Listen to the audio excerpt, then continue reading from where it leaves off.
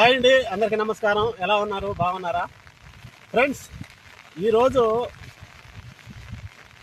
చాలా కష్టపడి అయితే వీడియో అయితే చేస్తున్నాను రైతుల గురించి. ఎలా అంటే నిన్నటి నుంచి అయితే తుఫాను ప్రభావం వల్ల ఈ గాలులు, తర్వాత వాన చూడండి ఎలా వస్తుందో, గాలి చూడండి ఎలా వస్తుందో.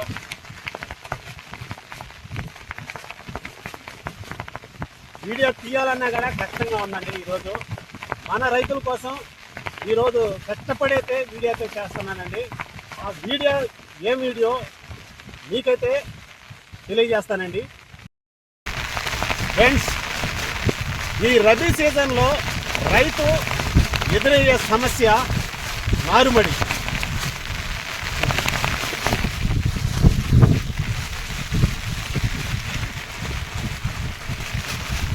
ఆ సమస్య ఏంటంటే ఈ రబీలో ఎక్కువగా ఈ వర్షాలు తుఫాను ప్రభావం వల్ల ఈ నారులు దెబ్బతిని అవకాశం ఉంటుంది అన్నమాట.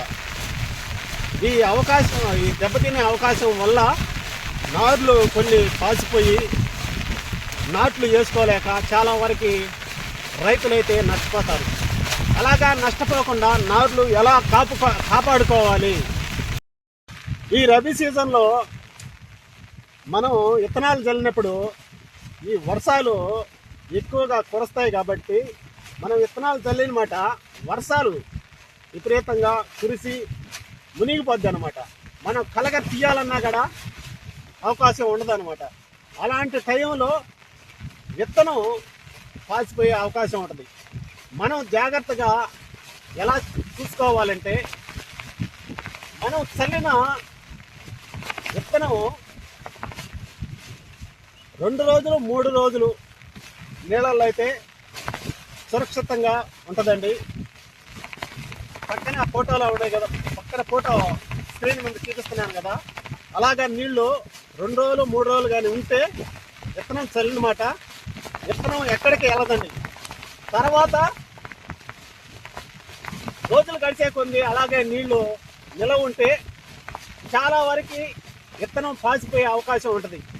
అవి విత్తనం అంటే నీళ్లు పోయే విధంగా మనం చూసుకోవాలి. చుట్టూ కట్ట వేసుకొని, చుట్టూ నారుమడి చుట్టూ కట్ట వేసుకొని నీళ్లు పోయే అవకాశం చూసుకొని నీళ్లు తగ్గించుకోవాలండి. లేకపోతే చాలా వరకు విత్తనం పాసిపోయే అవకాశం ఉంటుందండి.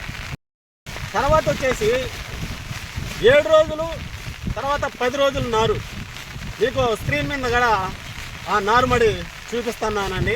ఈ వర్షాకాలం కూడా ఆ నారుమడి కూడా చాలా వరకు నీళ్ళల్లో మునిగిపోయి ఆకులు కూడా ఆ వీడియో చూపిస్తున్నాను. ఆ ఆకులు కూడా మునిగిపోయాయండి. ఆ ఆకులు మునిగిపోయిన వల్ల కూడా రైతుకి చాలా నష్టం కలిగజేస్తుంది. ఎలాగంటే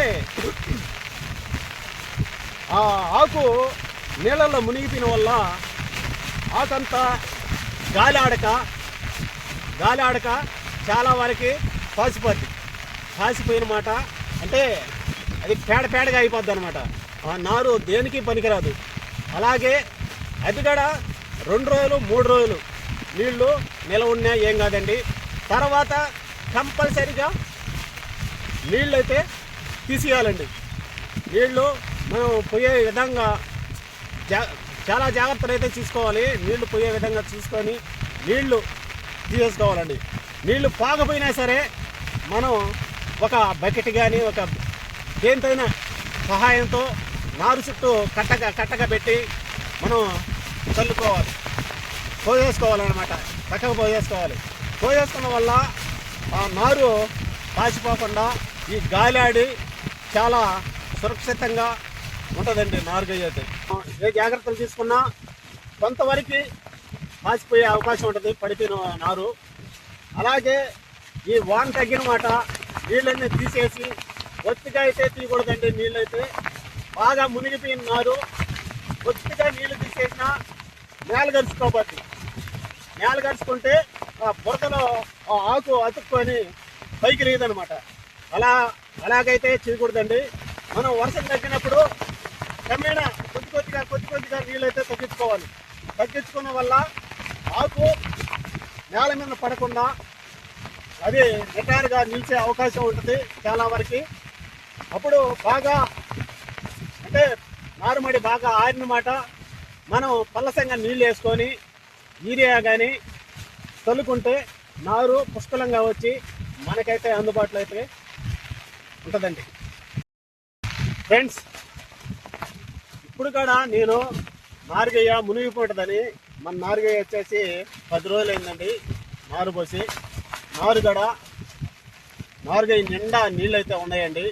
ఆ నీళ్లు ఎలా ఉన్నాయో మీకైతే చూపిస్తానండి. నారుగయ్య చూడండి ఒకసారి.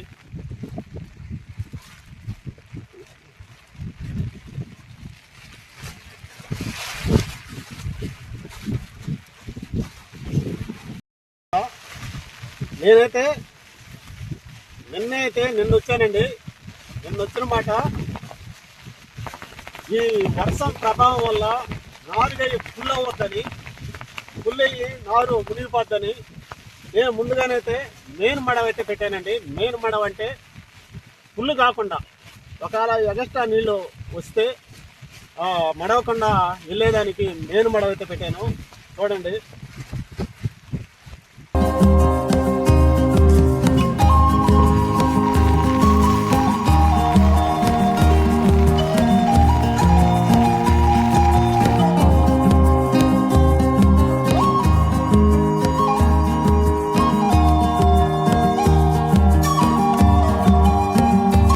నారుమడి పాసిపోతే దాన్ని మనం ఎలా కాపాడుకోవాలా మీకైతే వీడియో ద్వారా తెలియజేసానండి. మీకోసం ఈ గాలిలో ఈ వాన్లో నేను ఇంటికాడి నుంచి అయితే వచ్చి చాలా దూరం నుంచి అయితే వచ్చి ఈ గాలిలో ఈ వర్షంలో అయితే మీకోసం వీడియో అయితే చేశానండి.